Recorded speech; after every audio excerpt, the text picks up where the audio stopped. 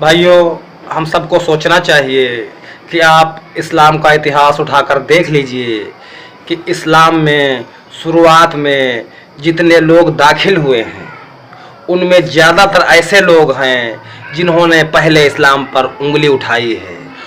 इस्लाम के मानने वालों से उन लोगों ने जिद्दोजहद की है, बहस मुबाहिसा किया है और कहीं पर गलत अल्फाज भी कहे हैं।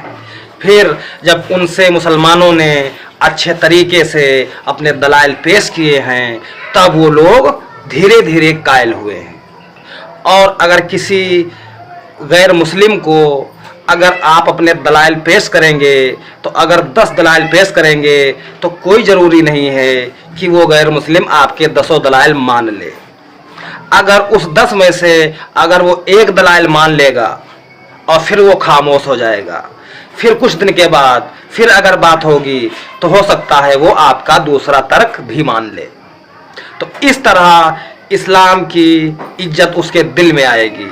और अगर किसी ने पहले ही किसी बात पर एतराज कर दिया और हम उस पर तुरंत चढ़ दौड़ें तो वो उस पर बात करना ही बंद कर देगा, इस्लाम के बारे में सोचना ही बंद कर देगा।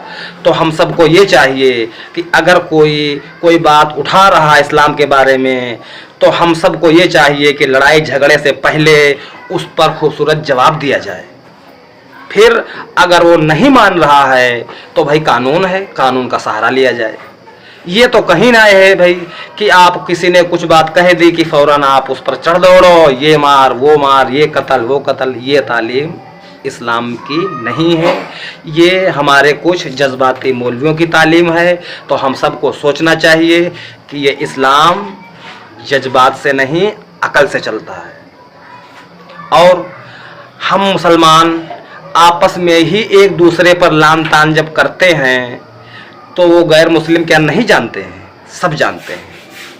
अगर कोई गैर मुस्लिम मुसलमानों से पूछ ले कि तुम्हारा अल्लाह एक है, कुरान एक है, तुम्हारे रसूल एक हैं, तो तुम लोग आपस में क्यों लड़ते हो?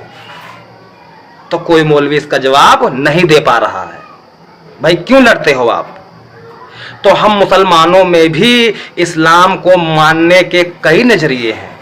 तो हम सबको पहले अपना नज़रिया एक करना है ना, तब दूसरे को हम दावत पेश कर सकते हैं। और जब हमारा ही नज़रिया गड़बड़ है तो दूसरे अगर कुछ कह भी रहे हैं तो उसमें सब उनकी खता ना है भैया, अपनी भी कुछ खता है।